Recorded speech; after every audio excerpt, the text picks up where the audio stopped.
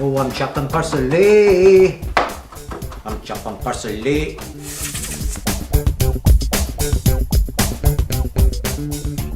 Welcome back. So this sauce here in this jar says simply organic strain tomatoes. That's it. This is the best example of a foundation sauce because it's just tomato, and from this sauce can come a whole myriad of other sauces made with just a tomato sauce.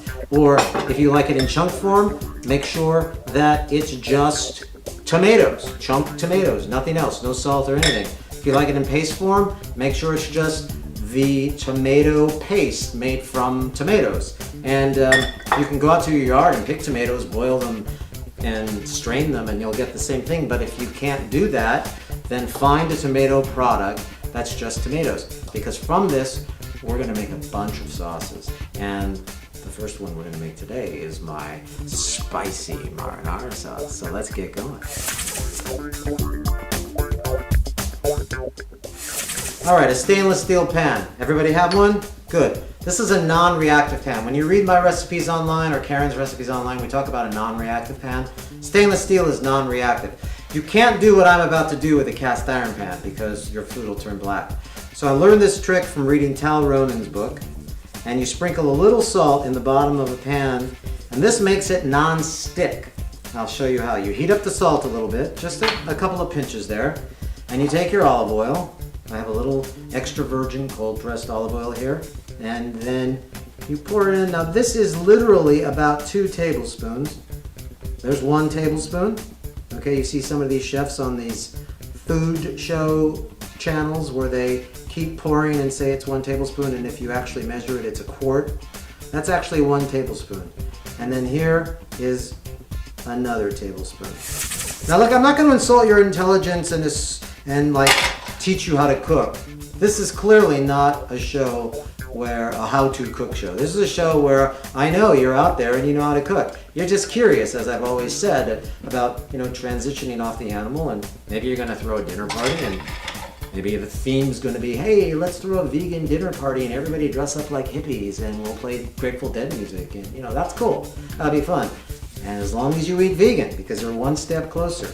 Okay, to transitioning off the animal, because if you do some of my recipes, you're going to be hooked. You're going to be hooked, I'm telling you. These are the onions I was chopping. This is 1 onion. 1 onion. Look at how much that is. That's 1 onion. And for my spicy marinara, you need 1 onion, but you need it to be this is 1 onion.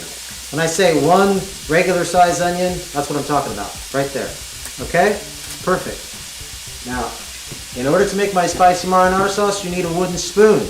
You don't have a wooden spoon? Don't make it. Go out and buy one. You have to have this. Why? Because my mom used a wooden spoon. My mom. This is about the mama. We're going to add all of that parsley, chopping parsley. You got to have some parsley here. So let's add 1, 2, 3 pinches. The recipe will be online with the exact amount. Now I'm going to add the most important part, the garlic. I have some dried basil. I didn't find any fresh basil that was locally grown because it's still winter here in New York. So I'm adding some dried basil. Here's the spicy part of my marinara. Again, I wasn't going to spend $9.99 a pound for red hot chili peppers fresh in the market that came from 3,000 miles away somewhere. I want to get my stuff locally grown, and if not, I use the dried stuff that I know has been locally grown, chopped and dried right here in the tri-state area. Now, you chefs out there, I know you know the adage, never cook with a wine you wouldn't drink, okay? So, just because I want to make sure it's not poison,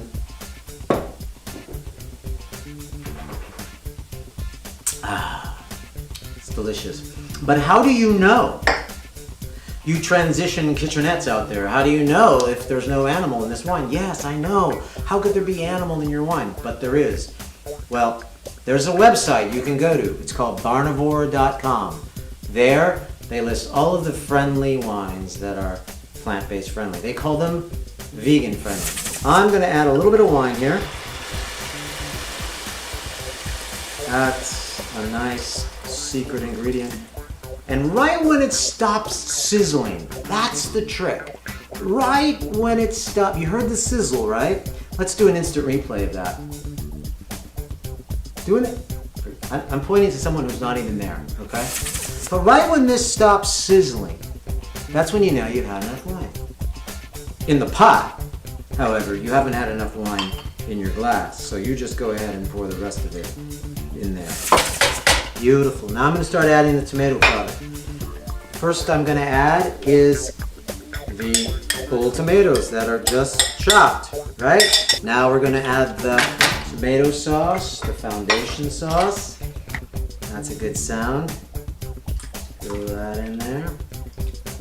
The recipe is at responsibleeatingandliving.com. And we're going to now add the paste. This is obviously a thick sauce.